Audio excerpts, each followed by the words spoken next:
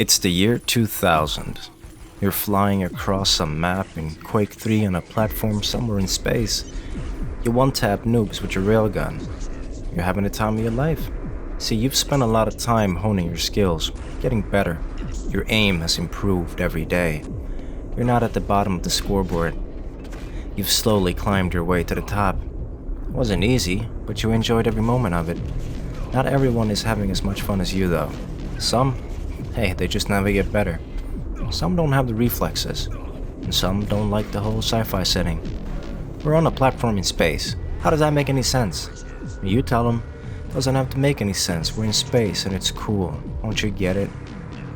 They shake their head and show you the cover of a new game. Counter-Strike. In this one, you're not rocket jumping across the map in space. In this one, you're not on your own.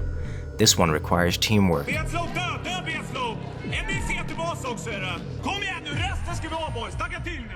Terrorists versus counter-terrorists.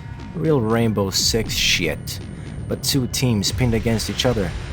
The concept is cool, you admit, give it a try. You love it, you keep playing it. Yeah, it's difficult, requires skill just like Quake 3, has a competitive edge to it, but it's not as hard to get into as Quake, because you're not on your own anymore. You're relying on the skill of your teammates, and the matches take a while to finish. It's a fucking thriller. You don't need to learn how to strafe, bunny hop, and pixel shoot. Those skills are good to have, but it's not essential to outplay the enemy. Even your old pops could hold a corner and potentially win you the round, but he could play 100 rounds of Quake and never get a single kill. Quake. Right, I'm talking about Quake 3 Arena. Oh yeah, well what about Unreal Tournament? Yeah, it's right there. Quake, Unreal, similarities are too many not to bunch them together. So Counter-Strike killed both Quake 3 and Unreal, and any other game that followed their formula. But Counter-Strike is an arena shooter too. Why did it survive and not Quake and Unreal? Is it simply because they were too difficult for the average player? Take Tarkov for example. It's a difficult game, but it's not Quake 3 difficult. In Quake 3 you have a motherfucker zip past you, strafe in the air while landing a pixel shot on you before you even realized what the hell was happening. See, the veterans of that game have been playing forever. You'll never stand a chance. In Tarkov, you may have difficulties for a little while, but you never get the idea that it's impossible. You just have to go again, take another approach. You don't have to spend 100 hours on aim labs just to have a chance of landing a blow. Same with Counter-Strike. CS rewards good aim, a lot. It rewards good movement. But you have something else. You have corners to hide in, a bomb to be planted or defused. There's an objective more than just killing each other, and that is what gives it an edge over Quake 3 and Unreal Tournament. Sure, in Quake and Unreal you have capture the flag, but it essentially boils down to having to cross the map, being a huge target. It's basically kill or be killed, but get the fucking flag home.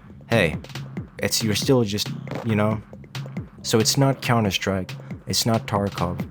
Tarkov and most other games that made it big after Counter-Strike could have probably killed arena shooters too, but they were not the ones to do it. Counter-Strike was.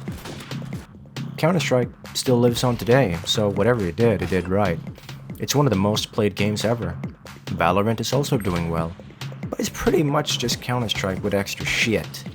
The movement is different, yeah, the visuals are different, sure, but those things don't really matter when you look at the big picture. Valorant is Counter-Strike. Now, do I think that arena shooters like Quake 3 and Unreal Tournament are ever gonna make a big comeback? No. They would have already done it if that was the case.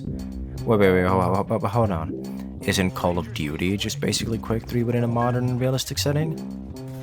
Well, yeah, kind of. It plays much slower, it's much easier to play and to get into, and has a realistic look to it that appeals to the majority of gamers.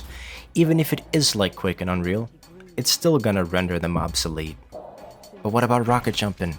One-tapping with the railgun, bunny hopping at insane speeds. Isn't that shit fun? Are we never gonna have that again? I think it's fun, and I think we should have those things. Shooters don't have to be realistic. You see, arena shooters remind me of a time when games didn't strive for realism. They strived to be fun and exciting. Want to bunny hop around a map at super speed while getting headshots with a sniper that has zero recoil? Yes, I want that. Want to be able to navigate a map in unique and interesting ways? Yes, that looks cool. Want it to be set in space? Fuck yeah, space is cool. I think we all know that. So why do so many shooters take place in mundane settings? Because realism isn't always bad in video games, and it does appeal to the majority of players. Sometimes we want a realistic world in a game because we want to interact with it in a way we otherwise never would in real life. I mean, I'm not gonna go rob a bank. I'm probably not ever gonna be in space. Rules don't have to apply to video games. It's not about realism. Never was. Not in games, not in movies. It was always about it being believable or not. Can you sell me on the idea that this could happen? Or better yet, have it be so goddamn fun that I don't give a fuck whether it could happen or not? That's even better. That's Quake 3. That's Unreal Tournament. I want there to be hyper-realistic games, but I also miss something bigger than life.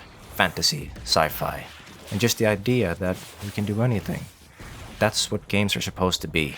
To take us away from this very often mundane existence. Luckily, games have never forgotten that. There are a lot of realistic games that just miss the point. But to be fair, there are a lot of games on the other side of the spectrum, just not very often shooters. For me, realism doesn't matter one bit.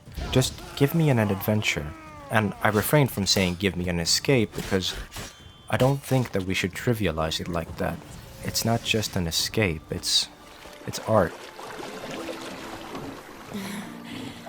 Row me to the moon. Gotta fly to get to the moon. You're dead wrong. Look, it's right there, in the middle of the lake.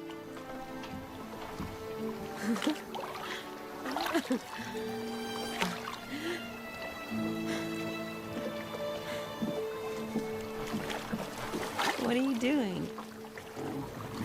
What one usually does on the moon.